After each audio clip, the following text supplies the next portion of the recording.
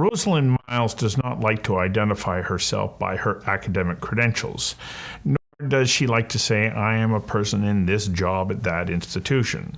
For Rosalin, it's her passion for health, sports, recreation, fitness, and activity that define her role. That said, Rosalin is the founder and executive director of the Indigenous Physical Activity and Cultural Circle. For the past 32 years, Dr. Miles has been working in the sports, fitness, education, and health field in a variety of disciplines. As a Division I level, NCAA level coach, a registered kinesiologist, an active release therapist, a college and university instructor, a researcher, a nationally awarded certified strength and conditioning specialist, and is a national level athlete. In this episode of Careers That Matter, Dr. Rosalin Miles takes us inside her career, a career that is making a significant difference in the lives of thousands of people.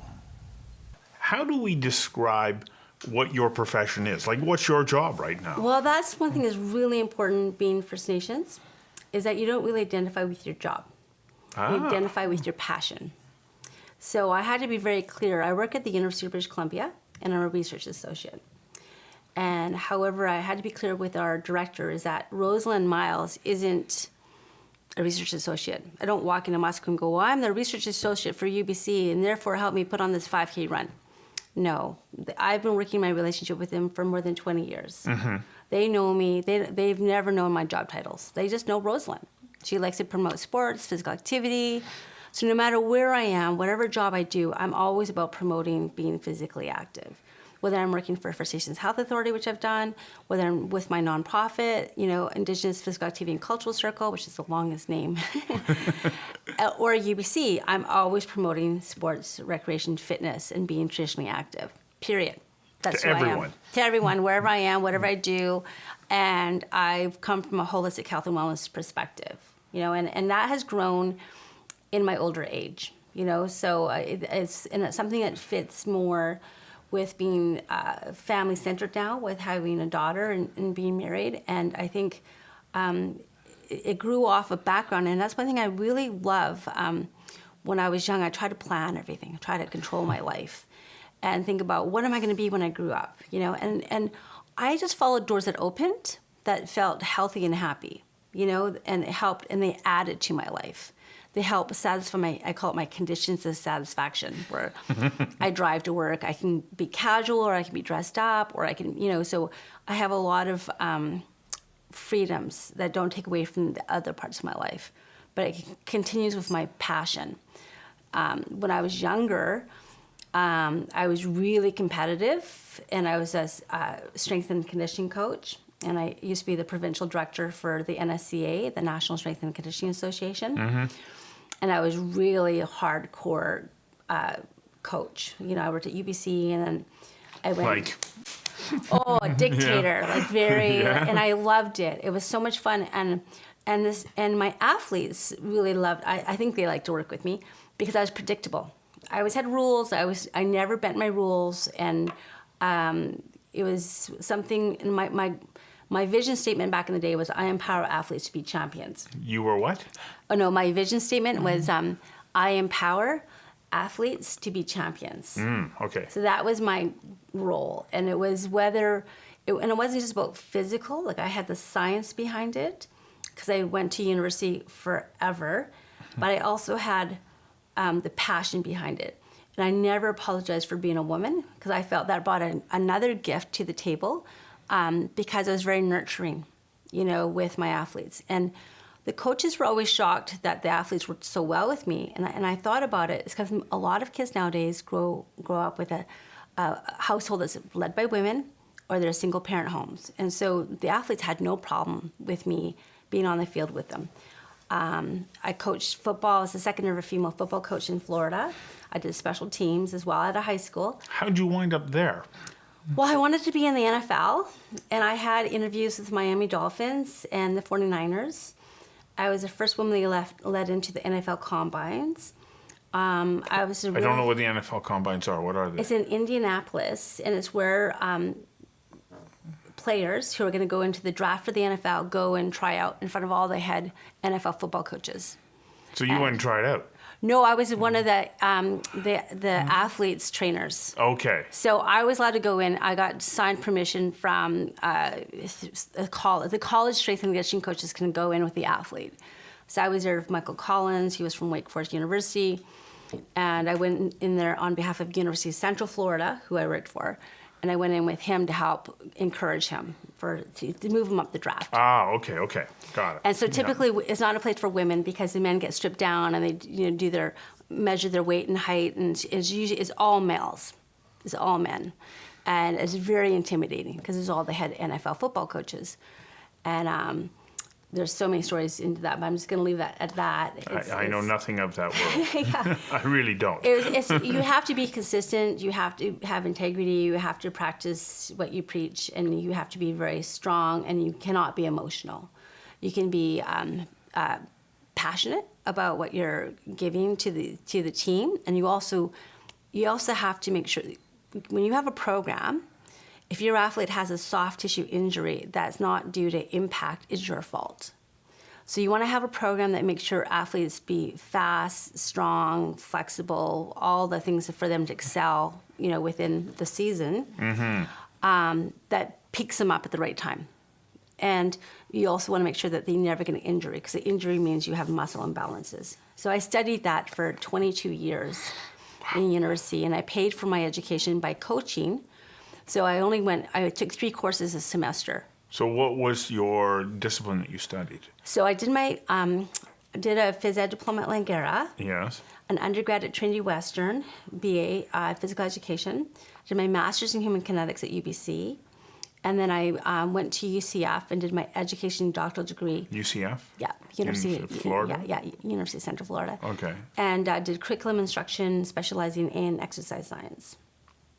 So I was in school for a long time. You were in school for a long time, and that's what put you on the football field. Ultimately. Yeah, and I had to pay for my own school. So I asked for band support at the beginning, but my grades were horrific. I had to learn how to learn in university. So I hate reading. So your grades were horrific, but that didn't stand in your way. No, I just had really great support, and I think that's one thing that's really needed for Indigenous youth. I had some people who actually really believed in me, like friends, Wow, it's amazing parents. how important that is.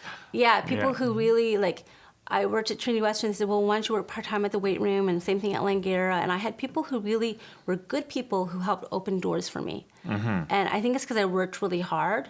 I might not have been efficient, and I wasn't the smartest, but you sure were passionate. Yeah. So what role does passion play in... It's everything. Yeah? It's for motivation. Around your intrinsic motivation is the most important thing. It's not about getting a car or an award or all those things are important, or getting a t-shirt for doing a run. It's about how you feel when you achieve something. Mm-hmm. So I think that knowing that I could actually stay in university and I was chipping away at it, I'm like, oh wow, I might get a degree. Took me 9 years, and I just kind of knowing that. There was an outcome for it, in a sense that I'm actually smart, even though it might not show in my grades. I'm learning.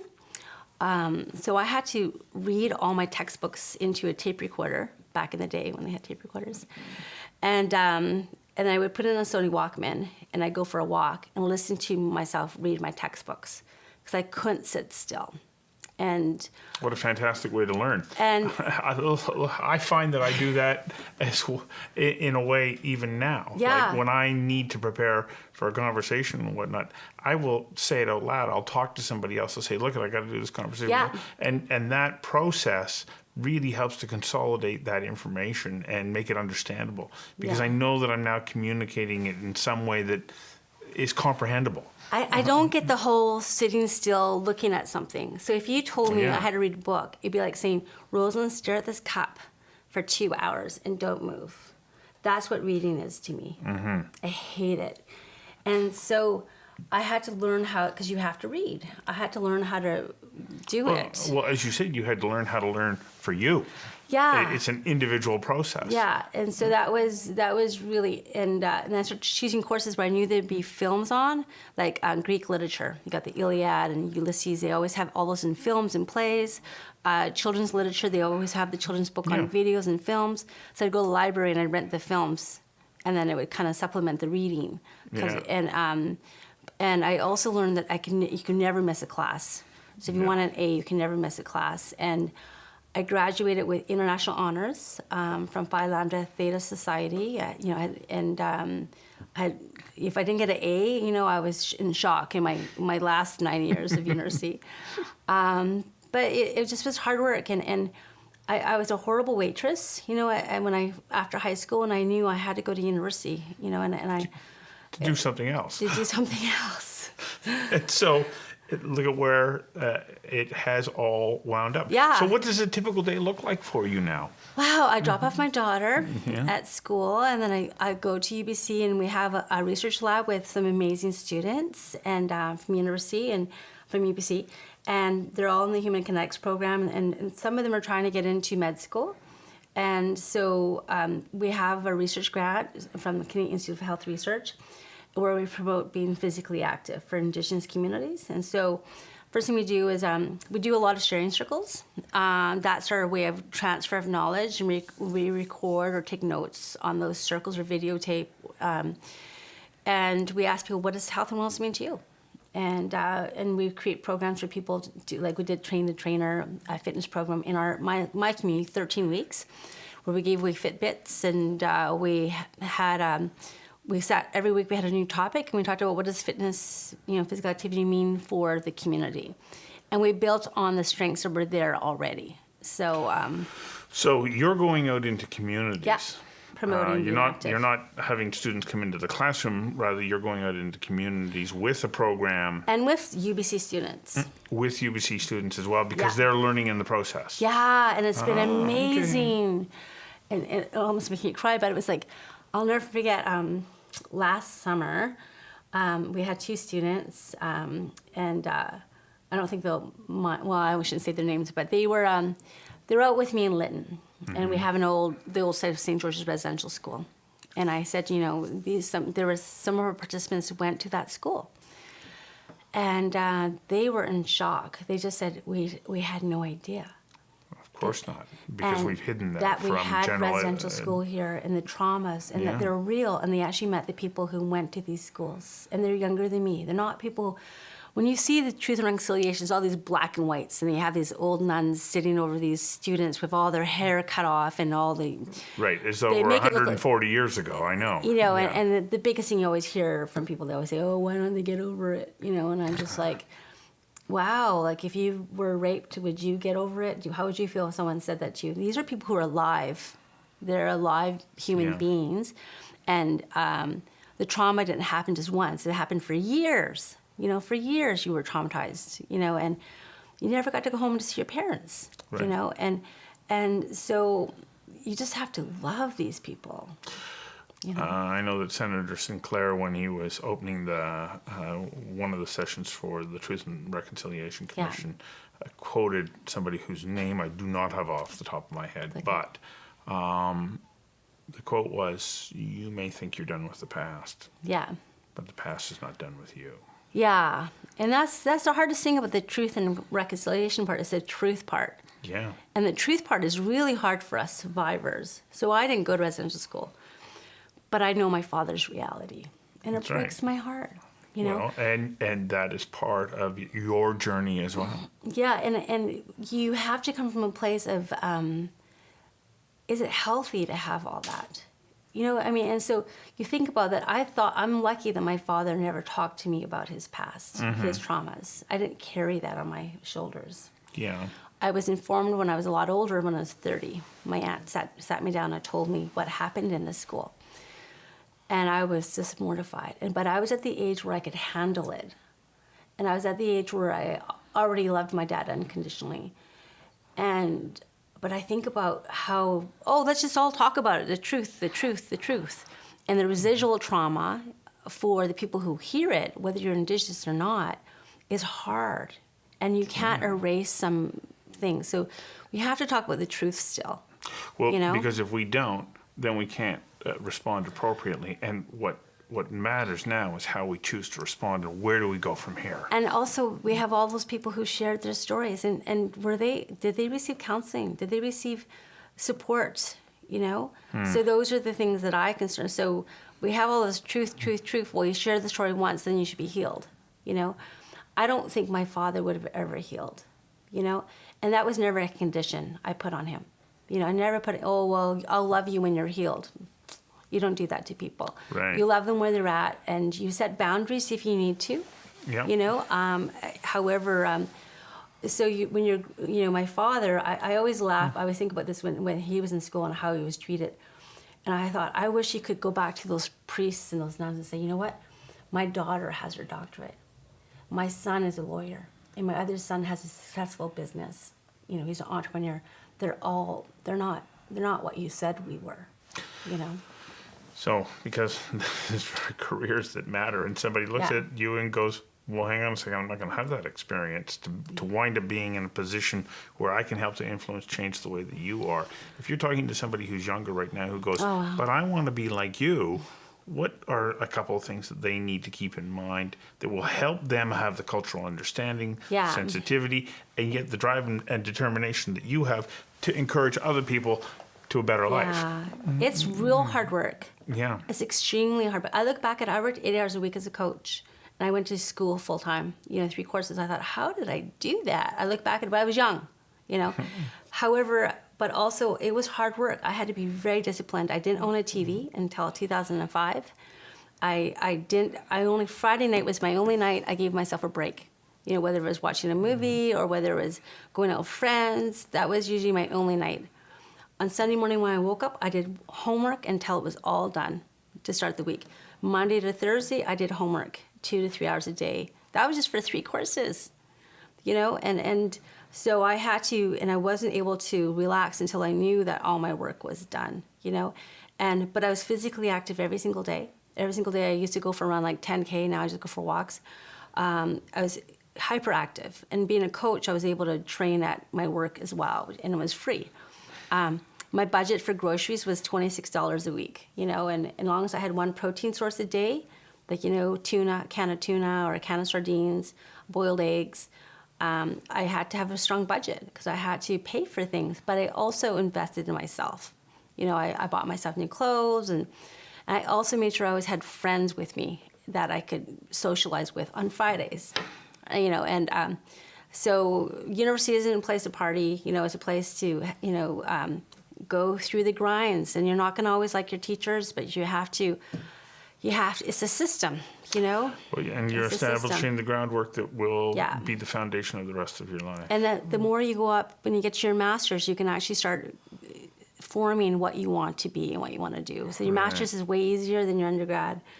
Not, I shouldn't say easy, it's still a lot of work, but you don't have the exams anymore. You have more like papers and reflection pieces. Okay, now let's just, and don't have somebody go, oh my gosh, that's way too much. You got to say, it's worth it. It is worth it. You know, a year after I finished, I paid off all my student loans. You know, I paid everything off, and I had my PhD, and you know what? I hate to say that, I got a little lazy with my writing, I still am. Because I thought, oh, well, I have my doctorate. You know, no one can tell me I'm stupid. No one can tell me I didn't work hard. No one can ever say that to me, you know, and so it's a lot of pride, and going to university isn't for everybody, but for myself, it was where I could go and create, you know, balance my life with my family, with and give back to my community in a way that's meaningful. So I'm Wow. always advocating for Lytton and Musqueam, because that's where I live, and I just think that life is too short, and you got to work hard, but you have to have that balance. And my grandmother taught me reciprocity, which means you always give back. And the main reason I give back is it makes me feel good. You know, so when I'm complaining about my life, I think, well, you know, I need to get more refocused and have gratitude for what I have and give. And it's not giving money, it's giving time. You know, it's really giving time. And that's what our young people really need. They need to have people there for them, you know, help them, open the doors for them, you know? And I'm lucky to do that at UBC. It's a lot of fun. You are a great example of a life well lived. Oh, thank you. Yeah, thank you very much for sharing that. Yeah, no problem.